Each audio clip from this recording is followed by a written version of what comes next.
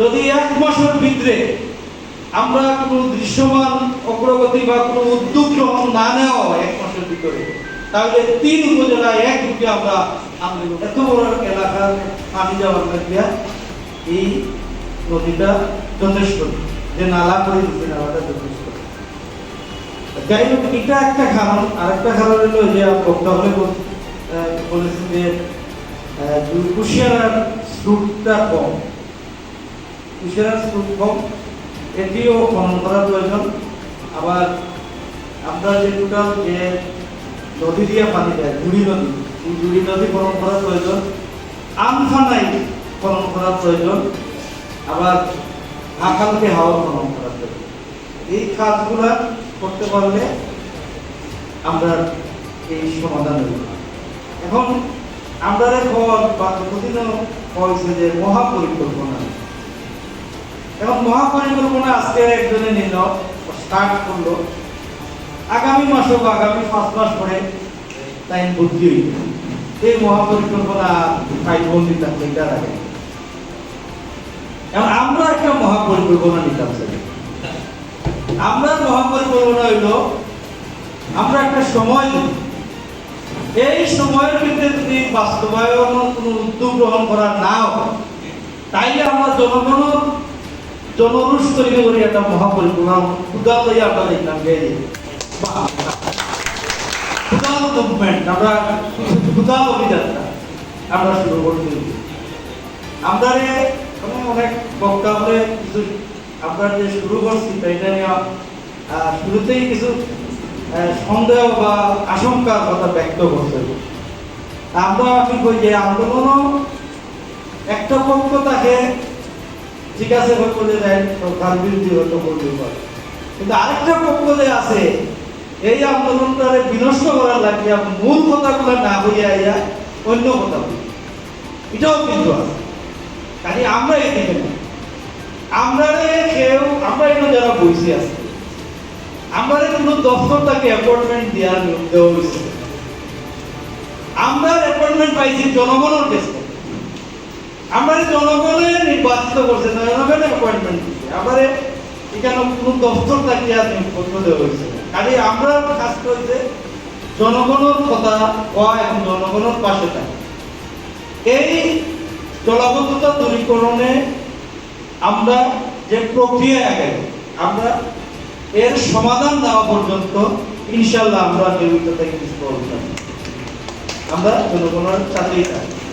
আর আমরা জানি আমার উপজেলার পরিষদের চেয়ারম্যান সাহেব পরিচয়, আমরা জানি যে আজকে যদি আমরা এখনো আগামী কালকে একটা কল করি অর্থাৎ একটা ডাক দিই, তাইলে হাজার হাজার মানুষ এটা আমরা জানি না। আমরা এখন তো এটা দিতাম না, আমরা একটা প্রক্রিয়া শুরু করছি এবং এটা শেষ করি। আরেকটা দুঃখজনক কথা হইল যে আজকে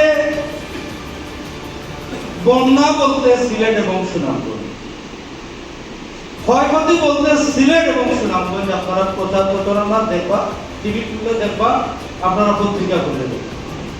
দুর্ভাগ্য এবং দুঃখজনক হইল যে এই মৌলভীবাজার জেলার প্রায় 3 লক্ষাধিক মানুষ আজকে পানিবন্দী, হাজার হাজার কোটি টাকা ক্ষয়ক্ষতি হয়েছে এই 3 উপজেলা, এটার কিন্তু প্রচার নেই।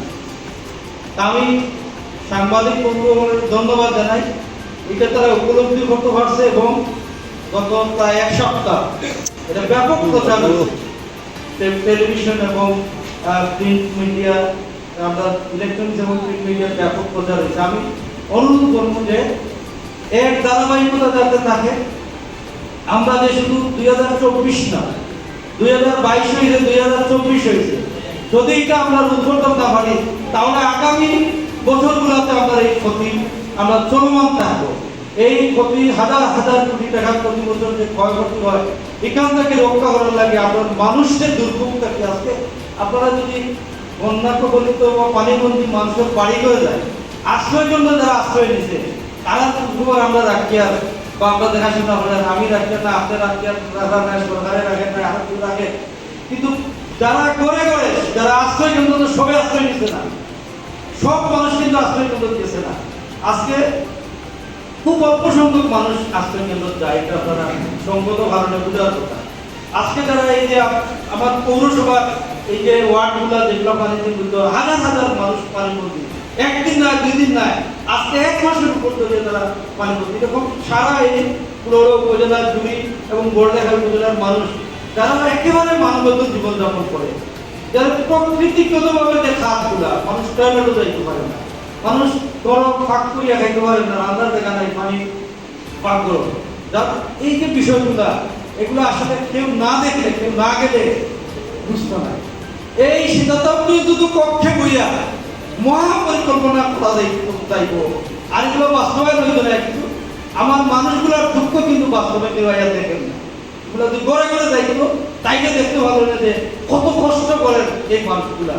আমরা এর একটা পরিত্রাণ চাই। আমরা শুধু সিলেট সুনামগঞ্জ ঠিক আছে, বন্যা হয়েছে, ক্ষতিগ্রস্ত হয়েছে, ক্ষয়ক্ষতি হয়েছে, ঠিক তার চেয়ে বেশি আমি মনে করি যে মৌলভীবাজার জেলার এই 3 উপজেলা জুড়িপুরা বড়লেখা ক্ষতিগ্রস্ত হয়েছে। আমরা এই সভা থেকে যে সিদ্ধান্তগুলো আমরা আলোচনা করে নিয়েছি, এই সিদ্ধান্তগুলোর মধ্যে একটা হয়েছে যে আমরা আগামী সপ্তাহে সিলেট বিভাগীয় কমিশনার মহোদয়ের কাছে আমরা একটা স্মারকলিপি প্রদান করতে জলাবদ্ধতা দূরীকরণের ব্যবস্থা গ্রহণ করা হয়। আমরা বাকি আজকে পুরোনো সভা করছি, বাকি 2 উপজেলাতে আমরা 2টা সভা করব, আমরা 2টা সিদ্ধান্ত নিয়েছি।